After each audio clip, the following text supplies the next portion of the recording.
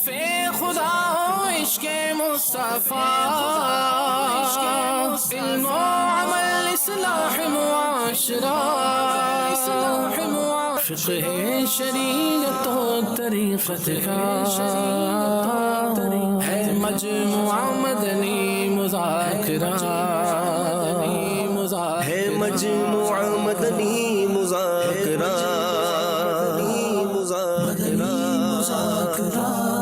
مدنی مذاکرہ۔ الحمدللہ رب العالمین والصلاة والسلام علی سید المرسلین، اما بعد فاعوذ باللہ من الشیطان الرجیم، بسم اللہ الرحمن الرحیم، الصلاة والسلام علیک یا رسول اللہ وعلی آلک واصحابک یا حبیب اللہ، الصلاة والسلام علیک یا نبی اللہ وعلی آلک واصحابک یا نور اللہ، نویت سنت الاعتکاف۔ جب کبھی داخل مسجد ہونے کی سعادت پائیں، اعتکاف کی نیت ضرور فرمائیں۔ نیت دل کے ارادوں کو کہتے ہیں، دل ہی میں نیت کر لیجیے، میرے سنت اعتکاف کی نیت کی۔ جب تک مسجد میں رہیں گے مفت کا ثواب ملتا رہے گا۔ یاد رکھیے، مسجد کے اندر کھانا پینا، سونا، سحری، افطار، آب زمزم شریف پینا، دھمکیا ہوا پانی پینا، نیاز کھانا، یہ سب اسی صورت میں جائز ہوتے ہیں جبکہ پہلے سے اعتکاف کی نیت کی ہوئی تھی۔ اب افطاری سامنے آ گئی، اعتکاف کی نیت نہیں کی تھی، تو اب افطار کرنے کے لیے یا کھانے پینے کے لیے اعتکاف کی نیت نہیں ہو سکتی، البتہ ثواب کے لیے ہو سکتی ہے، اور کر لیجئے، اور کچھ ذکر و درود یا 12 مرتبہ درود شریف وغیرہ کی ترکیب کر کے پھر آپ بھلے افطار کر لیں۔ صلو علی الحبیب صلی اللہ تعالی علی محمد۔ آج 1440 ہجری کے ماہ رمضان مبارک کا 7واں روزہ، عصر کی نماز ادا کر کے معتکفین عاشقان رمضان عالمی مدنی مرکز فیضان مدینہ میں جمع ہے۔ مدنی مذاکرے کا سلسلہ ہے۔ اب سوالات کیجیے، سوال کا جواب وہ بھی بالصواب یعنی درست دے پاؤں یہ ضروری نہیں، بن پڑا تو عرض کر رہی کوشش کی جائے گی، بھول کرتا پائیں فوراً میری اصلاح فرمائیں، مجھے آئیں بائیں شائیں کرتا اپنے موقع پر بلا وجہ اڑتا نہیں، شکریہ کے ساتھ رجوع کرتا پائیں گے انشاءاللہ عز و جل۔ صلو علی الحبیب صلی اللہ تعالی علی جو محمد۔ محبوب صدیقی ہیں، کہہ رہے ہیں کہ قرآن سے شادی کرا کر اگر بہنوں کو جائیداد سے محروم کرنے والی رسم کے بارے میں آپ کیا کہتے ہیں کہ بعض علاقوں میں یہ رائج ہے؟ قرآن سے شادی؟ قرآن سے شادی کرا دیتے ہیں۔ شادی نہیں کرواتے، وہ بس خاص مخصوص علاقے ہیں اس طرح کے کہ وہ جو ہے وہ ہوتی نہیں بڑی بڑی عمروں تک شادی، یا ویسے ہی قرآن سے شادی کروا دی، اب بس وہ یعنی وہ مطلب اپنے گھر کو چلی گئی اور اس کو اب جائیداد دینے کی ضرورت نہیں، ترکہ دینے کی ضرورت نہیں، گھر نہیں چلی گئی، بس قرآن سے شادی کروا دی، اس کی شادی ہوتی نہیں کسی اور مقام پر۔ معاذ اللہ، تو بہت عجیب و غریب بات ہے۔ تو قرآن سے شادی کیسے ہوگی؟ پھر یہ کہ اس کو جائیداد سے، ترکے سے، ورثے سے اگر محروم کرنے کے لیے کرتے ہیں تو استغفر اللہ، تو قطعی حرام ہے، اس کا حق ہے ترکہ، تو قرآن سے ثابت ہے اس کا حق۔ کئی ایسے علاقے اور شہر معلوم ہوتے ہیں کہ جہاں پر بہنوں کا، ماؤں کا، یعنی عورتوں کا جائیدادوں میں، وراثت میں اگر حق نکلتا ہو تو انہیں کسی اور طریقے سے گھما پھرا کر ان کو حق اور ان کی چیزیں ان کو دی نہیں جاتی۔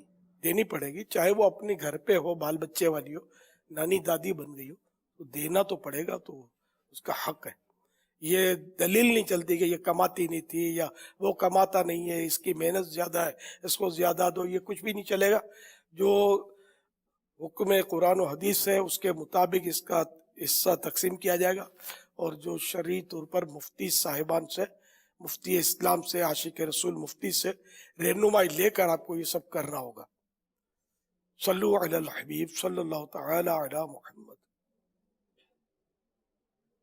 میرا امیر اہل سنت کی بارگاہ میں سوال یہ ہے کہ رائے خدا میں آنے والی تکالیف پر کس طرح صبر کیا جائے، اور अच्छे काम में تو رکاوٹ ڈالنے والے لوگ ہوتے ہیں، مگر بری باتوں کی طرف بلانے والے بھی بہت زیادہ لوگ ہوتے ہیں۔ میرا امیر علیہ سنت سے سوال یہ ہے کہ ہم راہ خدا میں صبر کس طرح کریں، اور انبیاء کرام علیہ السلام کو کیسے کیسے مصائب کا سامنا ہوا۔ یہ جو پورا بیان کا موضوع ہے، پیارے آقا صلی اللہ تعالی علیہ وآلہ وسلم کا اس طرح کا فرمان ہے، مضمون ہے حدیث پاک کا، کہ اللہ کی راہ میں تم سب سے زیادہ ستایا گیا ہوں۔ تو راہ خدا میں بھی تکلیفیں آتی ہیں، مگر راہ دنیا میں تکلیفیں آتی ہیں وہ جلدی آدمی برداشت کر لیتا ہے، راہ خدا میں تکلیف آئے گی تو کم برداشت کرے گا۔ جیسے یوں سمجھے کہ مدنی قافلے میں سفر کرنا، دعوت اسلامی کے جو ہوتے ہیں، تو یہ راہ خدا میں سفر کرنا ہے، اس میں تکلیف آئی تو یہ نوٹ کی جائے گی، دیکھو مدنی قافلے میں گئے تو یوں ہو گیا، بیمار ہو گیا، چوٹ آ گئی، ٹانگ ٹوٹ گئی، سر پھوٹ گیا۔ اور اگر یہی سفر راہ مال میں ہو، صاحب وہ فلاں ملک چلا گیا مال کمانے کے لیے اور وہاں اس کا سر پھوٹ گیا، ٹانگ ٹوٹ گئی، تو کبھی توجہ نہیں ہوگی کہ راہ دنیا میں نکلا، راہ مال میں نکلا اس لیے اس کی ٹانگ ٹوٹ گئی۔ یعنی کہ اللہ کی راہ میں نکلا تو شیطان فوراً وسوسہ ڈالے گا، اور راہ مال میں ہنسی خوشی تکلیفیں بندہ برداشت کرتا ہے۔ تو بہرحال راہ خدا میں اگر کوئی تکلیف آتی بھی ہے تو اس کی فضیلت بھی زیادہ ہے، ثواب بھی زیادہ ملے گا۔ یوں اپنے ذہن کو بنائیں کہ اگر میرے مقدر میں تھا کہ میرا یہ فلاں مجھے زخم آنا تھا، اب میں راہ خدا میں نکلا اور یہ زخم آیا، اس کا ثواب زیادہ۔ اور اگر یہی زخم مجھے میں خدا نہ خواستہ سنیما گھر کی طرف جا رہا ہوتا اور آ جاتا تو کیا ہوتا، یا کسی کی پٹائی کرنے جا رہا ہوتا، یا نعوذ باللہ شراب خانے میں جا رہا ہوتا، یا برے دوستوں کی صحبت کی طرف گپ شپ کرنے کے لیے جا رہا ہوتا اور مجھے یہ زخم آتا تو کبھی بھی توجہ نہیں ہوگی کہ میں اس لیے یہاں جا رہا تھا اس لیے ایسا ہو گیا۔ راہ خدا میں جائے گا تو شیطان یہ توجہ خراب کرے گا اس کی۔ تو بہرحال اس کی توجہ نہ دی جائے کہ جب راہ خدا میں جو جنگیں ہوتی تھی تو زخمی تو ہوتے ہی تھے نا، صحابہ کرام زخمی ہوتے تھے، پیارے آقا صلی اللہ تعالی علیہ وآلہ وسلم کے مبارک دانت شہید ہوئے۔ تو اس طرح مطلب ہے کہ تکلیفیں تو راہ خدا میں آتی ہیں، تو ہنسی خوشی اس کو برداشت کرنا چاہیے، صبر کرنا چاہیے۔ انبیاء کرام نے بھی صبر کیا۔ صلو علی الحبیب صلی اللہ تعالی علیہ۔ چند دنوں سے کچھ سوالات میں دیکھ رہا ہوں کہ آ ہی رہے ہیں مسلسل، پسند کی شادی کے تعلق سے، کہ پسند کی شادی کے متعلق کیا ہمیں انہیں کو سمجھانا چاہیے کہ وہ جائز ناجائز کے حوالے سے سوال کر رہے ہیں، تو آپ اس معاملے میں ہمارے نوجوانوں کی کیا تربیت فرمائیں گے کہ پسند کی شادی کے تعلق سے کیا انداز یا مزاج ہونا چاہیے؟ اصل پسند کی شادی سے، یعنی پسند کی شادی کرنے سے پہلے شادی ہو اس کی تو بات دور رہی، جو گناہوں بھرا سلسلہ جنرلی جو چلتا ہے نا، درست فرمائیں، بد نگاہی، رابطے، اس کی ایک دوسرے کی باتوں سے لذتیں، ایک دوسرے سے ملاقاتیں، تحفے تحائف، انہیں کئی حرام کام اس سے پہلے ہو چکے ہوتے ہیں، اور ہو سکتا ہے کہ نہ ہونے کے بھی ہو چکے ہوں جی معاملات۔ تو اب یہ کہ یہ ہے پسند کی شادی، اب یہ چاہتے ہیں کہ یہ ہماری شادی ہو جائے۔ تو بہرحال یہ کہ اس میں میرا یہی مشورہ ہے کہ خدا کے واسطے عشق مجازی کے معاملات میں آپ نہ پڑا کریں، کبھی کہیں توجہ چلی بھی جائے تو اس کو آپ دوسری طرف موو کریں اور اس کی طرف سوچیں نہیں، ورنہ آزمائش ہوتی ہے۔ گھر والے بھی ظاہر ہے کہ مانتے نہیں ہیں عام طور پر، کہ خاندان کا فرق اور بہت سارے فرق ہوتے ہیں جس کی وجہ سے بھی گھر والے نہیں مانتے، اور گھر والوں کو راضی کر کے کرنے میں عافیت ہے۔ الگ سے آپ کریں گے، کورٹ میرج کریں گے تو پھر جو گھر والے داخل نہیں ہونے دیں گے، گھسنے نہیں دیں گے، تو پھر جو خواری، رسوائی، بدنامی، آپ کی بدنامی، آپ کے ماں باپ کی بدنامی، آپ کے خاندان کی بدنامی، بعض بڑے معزز خاندان ہوتے ہیں جن کا ایک نام ہوتا ہے، اس میں کوئی ایسا قصہ ہو جائے نا تو وہ خاندان والوں کے لیے ڈوب مرنے کا بیچاروں میں مقام ہوتا ہے۔ تو اس لیے میرے میٹھے میٹھے اسلامی بھائیوں، ایسا ہرگز نہ کریں، اسلامی بہنیں بھی نہ کریں ایسا کہ کبھی یک طرفہ ہوتی ہے، کبھی دو طرفہ ہوتی ہے، تو ایسا نہ کریں۔ اور والدین کو اعتماد میں لیے بغیر، ماں باپ جس طرح فرمائیں آپ کی بھی بے شک وہ ماں باپ فرمائے تو وہاں جہاں رشتہ ڈال رہے ہیں وہ آپ کی بھی سمجھ میں آ رہا ہو، اس کا انکار نہیں ہے کہ آنکھیں بند کر کے آپ وہاں کر لیں اور پھر آپ زندگی بھر روتے رہیں. تو ماں باپ بھی پسند کریں، اسی رشتے کو آپ بھی اوکے کریں، تو پھر جا کر شادی ہوگی تو انشاءاللہ آپ کا وہ گھر جو ہے چلے گا. ورنہ جذباتی شادیاں مجھے پتا ہے نا، مطلب عشق مجازی کی شادیوں کا مجھے پتا ہے کہ پھر یہ مطلب جذبات میں شادی کر لیتے ہیں، اس کے بعد کورٹ میں جاتے ہیں، کیس لڑتے ہیں. میرے پاس آئے ہیں ایسے کیس کے، دعا کرو یوں ہوا تھا اور اب یوں ہو رہا ہے. یہ ساری نوبتیں کاہے کو آئیں؟ آپ ماں باپ کی اطاعت کریں، ان کے قدموں میں رہیں، ان کی دعائیں لیں، اللہ کرے گا تو آپ سکھی ہوں گے انشاءاللہ. کیونکہ یہ لذتیں 4 دن کی ہوتی ہے، باقی گھر چلانا کوئی نانی ماں کا گھر نہیں ہے. بہت مسئلہ ہے اس کا. ہم لوگ جو تجربہ کار ہیں ان باتوں کو آپ سمجھنے کی کوشش کریں، اور ہم اپنی ذات کے لیے، اپنے نفس کے لیے تو یہ باتیں کر نہیں رہے، اللہ کے دین اور نیکی کی دعوت کے لیے کر رہے ہیں یہ باتیں، کہ اس طرح آپ انشاءاللہ نیک بنیں گے، سنت پر عمل کریں گے، ماں باپ کی نافرمانی کا وبال آپ کے سر پر نہیں آئے گا، ماں باپ کی بد دعائیں آپ کو نہیں ملیں گی. نہ ماں باپ بد دعائیں بھی دیتے ہوں گے کہ میں نے اس لیے ہم نے اس کو بڑا کیا تھا، اس نے آج ہم کو مطلب چوراہے پہ لا کے کھڑا کر دیا اور اتنا رسوا اور بدنام کر دیا کہ ہم کسی کو منہ دکھانے کے لیے نہیں رہے، کہ فلاں کا بیٹا فلاں کی بیٹی کو لے کے بھاگ گیا. تو دو خاندان جو رسوا بیچارے ہو جاتے ہیں، تو ایسا نہ کریں. اس میں 2-3 چیزیں اور بھی میں عرض کر دوں کہ جیسے امیل سنت نے اپنے تجربات بھی بیان کیے کہ عموماً اس طرح کے گھر چلتے نہیں ہیں. اور اس میں ایک ہوتا یہ ہے بعض اوقات کہ جب آپ بدقسمتی کے ساتھ ایک گناہوں برا سلسلہ شروع کر کے جب یہ عشق مجازی اور اس طرح کی محبت اور چکروں میں پڑ جاتے ہیں، تو اس میں یہ ہوتا ہے کہ ایک دوسرے کو بہت اس و تحفے تحائف اور مان سمان دیا جاتا ہے نا، کہ تیرے بغیر رہ نہیں سکتا، نہ تیرے بغیر سو نہیں سکتا. تو وہ کیفیت جو شادی سے پہلے کی ایک دوسرے کے ساتھ ہوتی ہے نا، پھر شادی کے بعد وہ نہ بوائے فرینڈ ہوتا ہے نہ وہ گرل فرینڈ ہوتی ہے، وہ شوہر ہو چکا ہوتا ہے، وہ بیوی ہو چکی ہوتی ہے. اور وہ دونوں کو اسی طرح دیکھتے ہیں کہ یہ بیوی گرل فرینڈ جب تھی تب تو ایسا کرتی تھی، اور یہ جب بوائے فرینڈ پر تب ایسا کرتا تھا. تو اب یہ دونوں اپنے ماضی کو یاد کر کے حال میں جو لڑائیاں کرتے ہیں نا، کہ تم تو پہلے یوں کرتے تھے یوں، تو یہ چیزیں اتنی تباہی لاتی ہیں گھر اور خاندان کے اندر اور آپ کے مزاج کے اندر کہ شاید اس کا اندازہ بھی نہیں کیا جا سکتا. یہ نمبر 1. دوسری بات یہ ہے کہ امیر سنت سے بھی میں عرض کروں گا کہ بعض اوقات منگنی ہو جانے کے بعد لڑکا لڑکی آپس میں بے تکلف ہو جاتے ہیں، اور بے تکلف ہونے کی وجہ سے کہنا سننا ہو چکا ہوتا ہے، اور پھر شادی ہو بھی جاتی ہے نا تب بھی ان کے درمیان وہ حجاب نہیں رہتا، کیونکہ وہ حجاب پہلے بات چیت کر کے مل جل کر کے اور عجیب و غریب انداز سے اٹھا چکے ہوتے ہیں.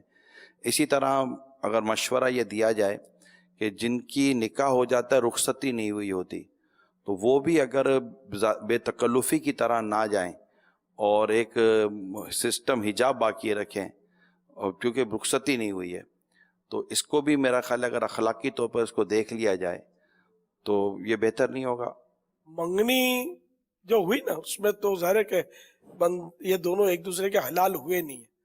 اس میں نہ بے تکلف بننا ہے، نہ مدح ہنس کے باتیں کرنی ہے، نہ مذاق مسخریاں کرنی ہے، نہ ایک دوسرے کو دیکھنا ہے، نہ ایک دوسرے سے ملنا ہے، کچھ بھی نہیں. یہ تو ایک بالکل ایک دوسرے کے لیے اجنبی ہیں شرعن، نہ محرم ہے، ابھی تک شادی نہیں ہوئی نا.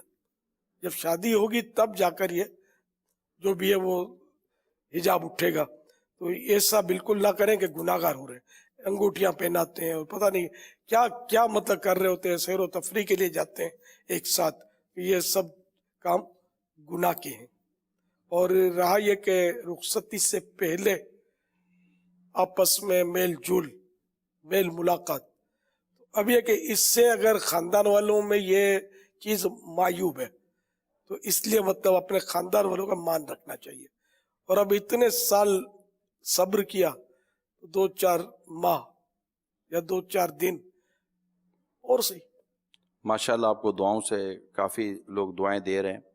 بعض موضوعات ہم ایسے لے لیتے ہیں سماجی طور پر کہ شاید ہو سکتا ہے کہ کئی ایسے والدین یا کئی ایسے لوگ ہوں جو ایک دوسرے سے کہنا سننا نہ کر پاتے ہوں یا نہ سمجھ پاتے ہوں یا نہ سمجھا پاتے ہوں. تو اس میں مدنی مذاکرے کے دوران کی گئی کئی باتیں ایسی ہوتی ہیں تو شاید والدین خوش ہوتے ہوں گے کہ چلو یار ہم تو نہیں سمجھا سکے، یہ سمجھا رہے ہیں، یا بعض اوقات نوجوان خوش ہو رہے ہوتے ہیں کہ چلو ہم تو اپنے والدین سے بات نہیں کر پا رہے، امیر سنت نے ماشاءاللہ ہمارے والدین تک یہ بات پہنچا دی ہے، تو یوں کافی سارے مطلب دعائیں بھی ملتی ہیں اور کافی گھروں میں اس طرح سکون اور آسانیاں ہو جاتی ہیں۔ اللہ کا بہت کرم ہے، مدنی مذاکرہ دیکھتے رہنے کی عادت پیدا کریں، مدنی مذاکرہ اپنے گھر میں بھی دکھانے۔ اب جیسے یہ کتنا اہم موضوع آپ سمجھیں، اب ہو سکتا ہے کہ والدین سوچ رہے ہوں کہ کاش کہ اس وقت میری اولاد میرے ساتھ بیٹھی ہوتی، یا اولاد دیکھ رہے سوچتے کاش کہ ابو امی ہوتے تو ان کو بھی پتہ چلتا کہ ہمیں بھی ہمارا بھی کیا خیال رکھنا ہے۔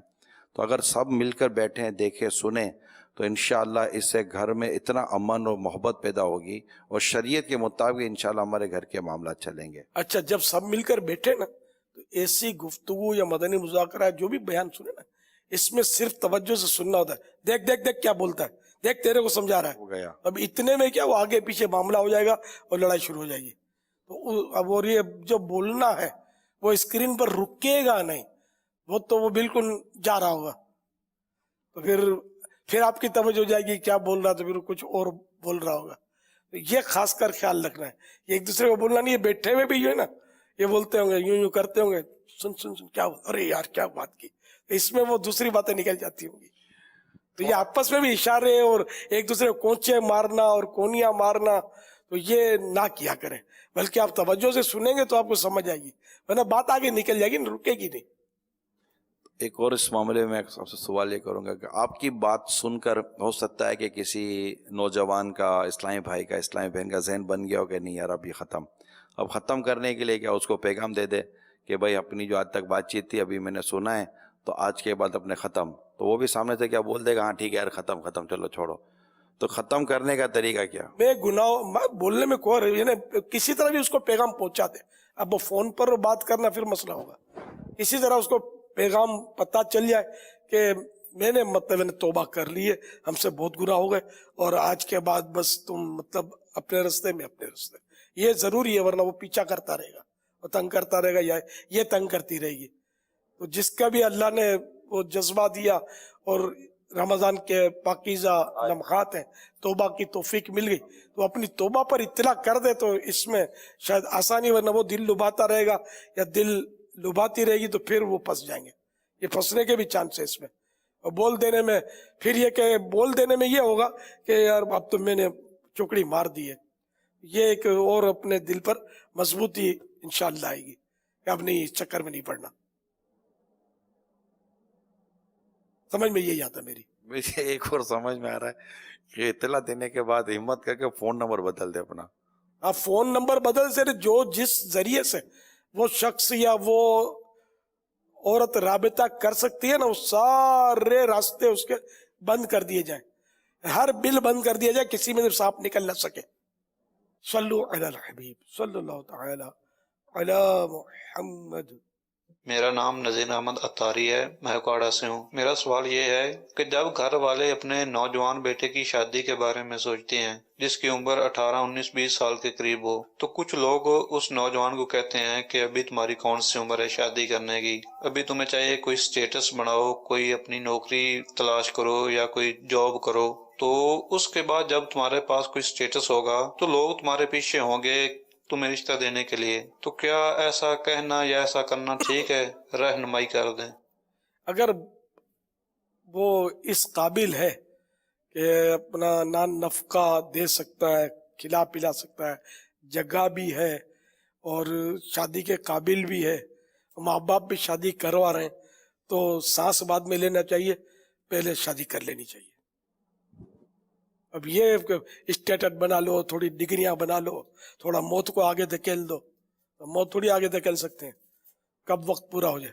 تو یہ کہ جب کوئی رکاوٹ نہ ہو شرعن اخلاقاً، شادی کر لینی چاہیے۔ صلو علی الحبیب صلی اللہ تعالی علی محمد۔ نماز بین کا طریقہ بتا دیں، کیا نماز بین میں مغرب کی سنتے اور نفل بھی ادا ہو جاتے ہیں؟ ہاں، صلاۃ الاوابین اس میں فرض شامل نہیں ہے، فرض کے بعد 6 رکعت پڑھنے کا لکھا ہے، بہار شریعت میں روایتیں ہیں، اس میں مضمون اس طرح کا ہے کہ مغرب کے فرضوں کے بعد 6 رکعت جو پڑھے اور اس میں کوئی بری بات نہ کرے تو یہ 12 سال کی عبادت کے برابر ہے. تو یہ ہے 6 رکعتیں مغرب کے بعد. اس میں سنتیں آ گئیں, یعنی 2 سنتیں ہیں اور 4 سمجھو نفل ہیں. تو سنت اور نفل کے احکام جو ہے یہ ملتے جلتے ہیں. اب اس میں یہ ہے کہ ایک صورت یہ کہ یہ 6 رکعتیں ایک سلام کے ساتھ پڑھی جائیں. تو ایک سلام کے ساتھ پڑھنی ہے تو جیسے 2 سنتیں پڑھ کر اب التحیات تو پڑھیں گے,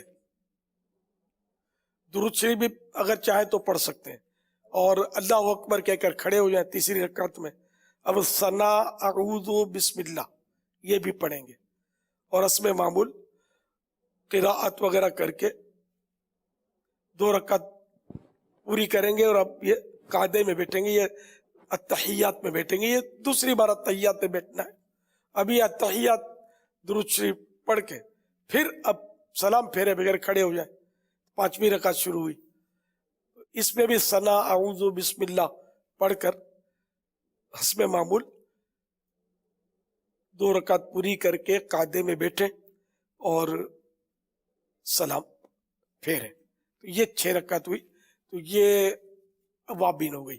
اوابین یعنی توبہ کرنے والوں کی نماز, صلاۃ الاوابین یعنی توبہ کرنے والوں کی نماز. تو اس میں افضل یہ بہتر یہ کہ 2 رکعت پر سلام پھیر دے, اور آسان بھی یہی ہے. یہ مغرب میں اللہ کرے گا تو یہاں پڑھتے ہی ہوں گے ہمارے معتکفین, اور نہ پڑھتے ہوں تو آج سے شروع کر دیں, جو نہیں پڑھتے وہ اللہ توفیق دے, اور پھر اس کو کوشش کر کے زندگی پر نبھائیں. جہاں بھی دنیا میں رہیں اللہ آپ کو عافیت کے ساتھ رکھے, اپنی رحمت کے سائے میں رکھے. آپ یہ صلاۃ الاوابین کی عادت بنائیں. صلو علی الحبیب صلی اللہ تعالی علی محمد. یہ شاکر علی ہیں, سوال یہ کر رہے ہیں کہ سحری کی تو مجھے الٹی ہو گئی, پر مولوی جو تھے وہ اذان اعلان کر رہے تھے کہ سحری بند ہو گئی اور مجھے الٹی بھی ہو رہی تھی, کیا میرا روزہ ہو گیا؟ جواب ارشاد فرمائیں. اگر خود بخود الٹی ہو رہی تھی تو ویسے بھی اگر خود بخود الٹی ہو جاتی ہے روزے میں تو اس سے روزہ ٹوٹتا نہیں ہے, چاہے جتنی بھی الٹی ہو جائے. تو پھر اس کی تفصیلات ہیں. تو سحری کر لی تھی نہیں کر لی تھی اس کا کوئی مطلب قید نہیں ہے اس میں, بھلے اذان ہو رہی تھی تو کوئی روزہ ہو جائے گا. جمیل خان کہتے ہیں بعض لوگ گرم علاقے میں رہتے ہیں, ماہ رمضان میں روزے ٹھنڈے علاقے میں جا کر گزارتے ہیں, ایسا کرنا کیسا؟ جائز ہے, کوئی نہیں.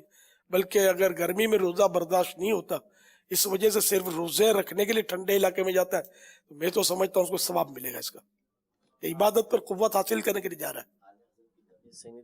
ہاں لازت بھی کرتے تھے. آخر عمر میں طبیعت اس طرح ہو گئی تو پھر شملہ گئے تھے آپ, وہاں ٹھنڈے علاقے کے اندر. جی ہاں, یہ تو عبادت پر قوت حاصل کرنے کے لیے جو بھی مباح کام کیا جائے تو وہ عبادت بن جاتا ہے. اس اصول کے تحت وہ ثواب کا کام ہو جائے گا اس کے لیے. السلام علیکم کو رومن میں لکھ سکتے ہیں, صرف سلام لکھے, علیکم کا عین اس میں ہے نہیں, وہ انگلش الفابیٹ میں SALAAM سلام, یہ انگلش ایک ورڈ ہے, اس صرف اتنا فرمانے کے لکھ سکتے ہیں. اب اس میں ایل کے بعد ایک اے لکھتے ہیں تو سلام ہو گیا نا. حمیدی صاحب جب یہاں تھے, عبدالنبی حمیدی صاحب, تو انہوں نے یہ بیان کیا تھا کہ اس انداز میں لکھیں کیونکہ اس کے کچھ اور بھی جو ہے وہ تلفظ بنتے ہیں SALAM کے, تو انہوں نے ڈبل اے کا کہا تھا کہ ڈبل اے لکھا جائے, تو اس سے جو نا سلام. حمیدی صاحب نے جی SALAAM اس طرح لکھا جائے سلام. صلو علی الحبیب صلی اللہ تعالی علی محمد. امام کا شملہ کتنا لمبا ہونا چاہیے؟ آدھی پیٹھ تک بہتر ہے, اور اگر زیادہ بڑا ہے تو بیٹھنے کی جگہ تک نہ پہنچے, نشست گاہ بیٹھنے کی جگہ تک جو پہنچتا ہے, یعنی بیٹھنے میں دبے نہیں, اتنا لمبا نہ ہو. یہ حدیث مبارکہ ہے ابو داؤد شریف کی کہ نبی کریم صلی اللہ تعالیٰ علیہ وسلم کا فرمان عبرت نشان ہے کہ اسبال تہبند قمیص اور امامے میں بھی ہوتا ہے. جو تکبر کی وجہ سے ان میں سے کوئی چیز گھسیٹے گا اللہ عز و جل بروز قیامت اس پر نظر رحمت نہیں فرمائے گا. تو امامے کے فضائل جو کتاب ہے اس میں شملے کے باب کے اندر یہ موجود ہے کہ صدر الشریعہ رحمۃ اللہ تعالی فرماتے ہیں کہ اسبال کپڑا حد معتاد یعنی عادتاً جتنا ہوتا ہے اس سے دراز رکھنا یہ منع ہے. اور مفتی احمد خان نعیمی رحمۃ اللہ تعالی علیہ حدیث پاک کے تحت فرماتے ہیں کہ صرف نیچے تہبند ہی مکروہ ممنوع نہیں بلکہ امامے کا شملہ کرتے کا دامن بھی اگر ضرورت سے زیادہ نیچے ہو تو وہ بھی ممنوع ہے اور اس پر بھی یہی وعید ہے. مزید فرماتے ہیں کہ امامے کا شملہ نصف پیٹھ تک چاہیے، بعض نشست گاہ تک رکھتے ہیں یہ ممنوع ہے، اور قمیص کا دامن بعض عرب ٹخنوں کے نیچے رکھتے ہیں یہ بھی ممنوع ہے. سب اسبال میں یہ آ جائے گا. بہت زیادہ لمبا رکھنا یہ اسبال کے اندر آئے گا. تو آدھی پیٹھ تک بہتر ہے، کوشش کی جائے، کوشش کریں گے تو انشاءاللہ ہو جائے گا، عادت پڑ جائے گی. بعض لوگ واقعی بہت لمبا رکھتا ہے، عجیب سا لگتا ہے، توجہ نہیں ہوتی، پھر یوں نکال کے یوں لے آتے ہیں، توجہ نہیں. وہ گود کی طرف جا رہا ہوتا ہے. مدنی چینل پر بھی یہ نظارے ہوتے ہیں، نہیں پتا ہوتا بیچاروں کے، مسئلے پڑھتے نہیں ہیں، مدنی مذاکروں میں آتے نہیں ہیں، تو بس وہ پہلے آپ نے یہ مسئلہ بیان کیا ہوا ہے امامہ شریف کے شملے کا، بس بات ہے توجہ پھول نہیں. لکھ کے دیے ہوئے ہیں اس میں، اپنے کسی رسالے میں بھی اپنے 163 مدنی پھول. صلو علی الحبیب صلی اللہ تعالی علی محمد. روزے کی حالت میں سر پر مہندی لگا سکتے ہیں؟ لگا سکتے ہیں، داڑھی پر لگا سکتے ہیں، مگر منہ میں لگانے میں یہ خطرہ ہوتا ہے، مونچھوں پر اور یہ قریب میں منہ میں چلی جائے. اب یہ کہ اگر حلق میں اس کا مزہ محسوس ہو گیا، روزے میں اتنی چلی گئی، روزہ تو ٹوٹ جائے گا. بس احتیاط بہت کرنے کی ضرورت ہے. میں خود روزوں میں ڈرتا ہوں یار، یہ منہ پہ لگانے میں خطرہ ہوتا ہے کہ چلی جائے، یا بہت پھر گاڑی مہندی ہو موٹی موٹی، اور یہ بالکل اوپر اتنی احتیاط سے لگا کہ خود مطمئن ہو کہ اب اندر جائے گی نہیں. اور بہرحال پھر بھی فرض روزوں میں خاص کر رسک نہ ہی لیا جائے، احتیاط میں عافیت ہے. رات ساری پڑی ہے. میرا سوال یہ ہے کہ جب غسل کے ٹائم وضو کرتے ہیں تو غسل کے بعد پھر اگر نماز کے لیے پھر سے دوبارہ وضو کرنا ہوگا یا وہی وضو جو ہے تھا وہی ہونا چاہیے؟ اگر وضو ٹوٹنے کا کوئی عمل پایا نہیں گیا تو وہی غسل میں جو وضو ہوا وہ وضو باقی ہے، اس سے نماز پڑھی جا سکتی ہے. واللہ تعالی اعلم ورسولہ اعلم عز وجل وصلی اللہ تعالی علیہ وآلہ وسلم. صلو علی الحبیب صلی اللہ تعالی علی محمد. میرا سوال یہ ہے کہ میری والدہ کو مصنوعی دانت لگے ہوئے ہیں، ایک کچھ فکس ہے اور کچھ اتارنے اور چڑھانے والے ہیں. تو میری سے یہ سوال ہے کہ وضو کے بارے میں حکم فرما دیں کہ کیا شریعت کے مطابق ہے کہ وضو دانت اتار کے کیے جائیں گے یا دانت لگے ہوئے بھی وضو کر لیا جائے؟ جو دانت آسانی سے اتارے جا سکتے ہیں، نکال لیتے ہیں نا اس طرح، تو وہ نکال کر کلی کر لی جائے تو یہ سنت ادا ہو جائے گی وضو کی. اور جو جمے میں نہیں نکل سکتے اس میں تو نکالنے کی ضرورت ہی نہیں. غسل میں تو زیادہ احتیاط کرنی ہوگی کہ وہ بالکل یعنی کہ اس کا نکالنا ضروری ہے، کیونکہ غسل میں تو فرض ہے پانی پہنچانا منہ کے ہر کل پرزے میں، تو اس لیے اس کو جو نکل سکتے ہیں ان کو نکال لیا جائے پھر کلی کی جائے. واللہ تعالی اعلم ورسولہ اعلم عز وجل صلی اللہ تعالی علیہ وآلہ وسلم. صلو علی الحبیب صلی اللہ تعالی علی محمد. امیر اہل سنت سے میرا سوال یہ ہے کہ تنگ دستی دور کرنے کا جو وظیفہ ہے اس میں یوں لکھا ہے کہ گھر پہ آتے ہوئے پہلے سلام کریں، پھر حضور پر درود شریف پڑھیں، پھر اس کے بعد سورہ اخلاص کی تلاوت کریں. تو جو ائمہ کرام ہیں، جو ائمہ مساجد ہیں، وہ تو اپنے گھروں سے کئی مہینے دور رہتے ہیں، وہ اس وظیفے کو کس طرح نبھائیں گے تاکہ تنخواہ بڑھے، تنگ دستی دور ہونا. اور بہت سارے اوراد ہیں جو کیے جا سکتے ہیں تنگ دستی دور کرنے کے لیے.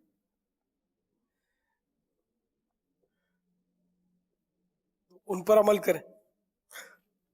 جیسے کہ ایک وظیفہ بہت اچھا ہے تنگ دستی دور کرنے کا، اعلیٰ حضرت نے تحریر فرمایا کہ عشاء کی نماز کے بعد کھلے آسمان تلے ننگے سر یا مسبب الاسباب 500 بار अव्वल आखिर 11-11 दुरूद शरीफ पढ़ लिया करें रोजाना, इंशाअल्लाह रोजी में खूब बरकत होगी। अब अगर इस्लामी बहन करती है तो उसको देखना कि नामहरम की नजर ना पड़े, नंगे सर बालकोनी में बैठ जाए खुले आसमान तले, अतराफ की इमारतों में लोग देख रहे हो, ऐसा नहीं करने का। सल्लु अलल हबीब सल्लल्लाहु तआला अला मुहम्मद। मेरा अमीर अहले सुन्नत की बारगाह में ये सवाल है कि बाज़ लड़का और लड़की इंगेजमेंट के बाद नाजायज़ जो रस्में होती हैं उससे बचना चाहते हैं, लेकिन माँ बाप फोर्स करते हैं, तो इसमें क्या किया जाए? बराए करम रहनुमाई फरमा दें। ये इसका यूँ महसूस हो रहा है कि जैसे मंगनी तो हो गई, लेकिन मंगनी के बाद लड़का लड़की दोनों एक दूसरे के साथ बचना चाहते हैं, जैसे आपने अभी फरमाया, लेकिन ख़ानदान या वालिदैन जो है ना, ये उमूमन इनको रस्मों में और मिलने जुलने में और आने जाने में शायद इनको लेते, तो वो नहीं समझते होंगे। तो ऐसी सूरत में फिर इनको किस तरह ये बच्चे कायल कर सकते हैं? हुक्म शरीयत पर अमल करें और ना जाए, ना मिले, माँ बाप को समझाते रहें नरमी के साथ कि मैं नहीं जाता, मैं नहीं जाता। इस तरह मतलब कुछ ना कुछ तरकीब बनाए कि मतलब मदनी चैनल में भी मैंने सुना, तो ये जो लोग कहते हैं ये मसला बताते हैं कि ये गुनाहगार है, गुनाहगार होंगे अगर इस तरह मिलेंगे। तो इस तरह आप समझाए माँ बाप को, और क्या।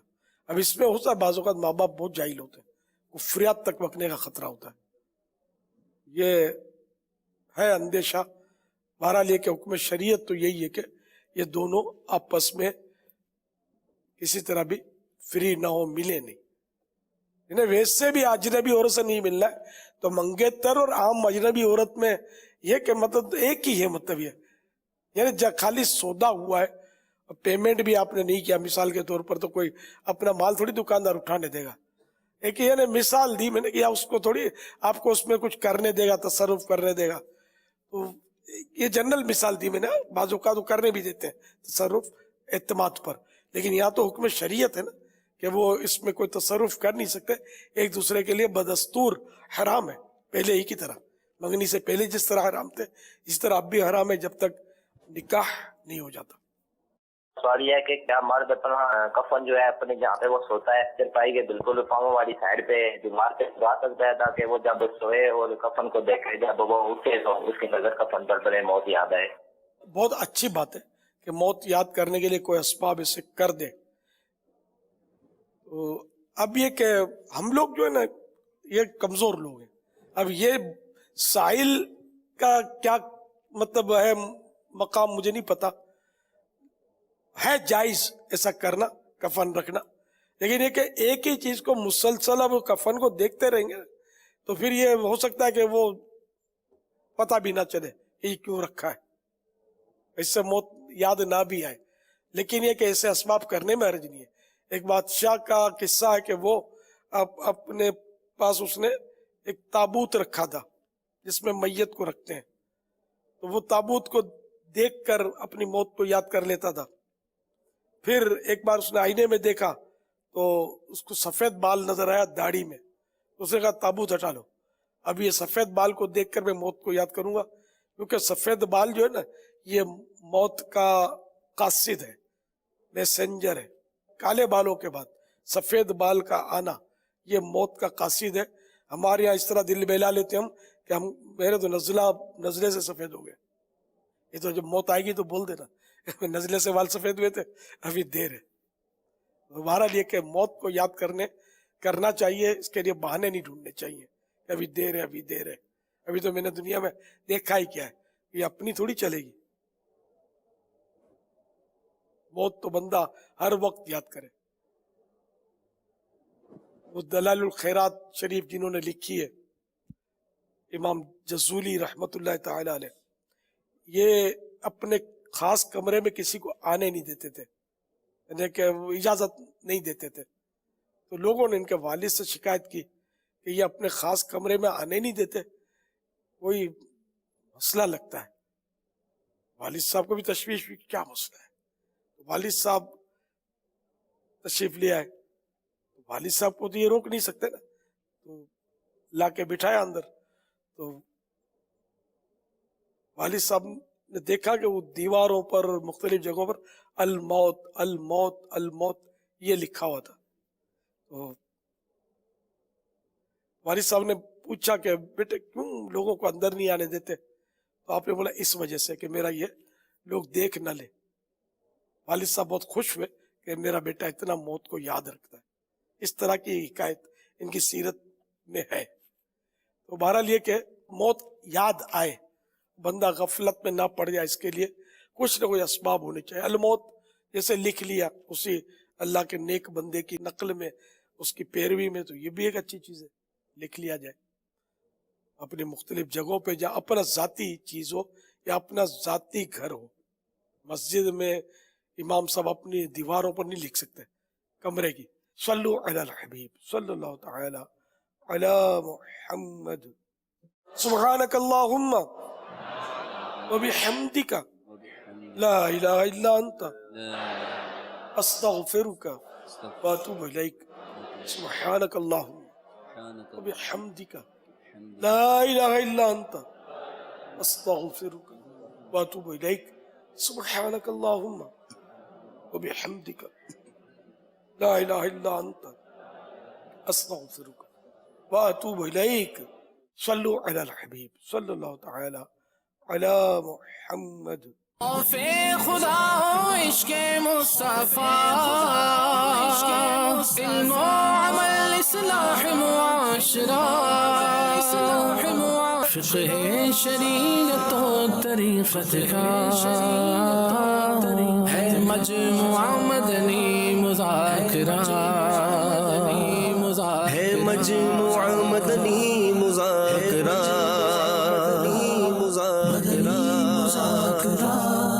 मदनी मुज़ाकरा।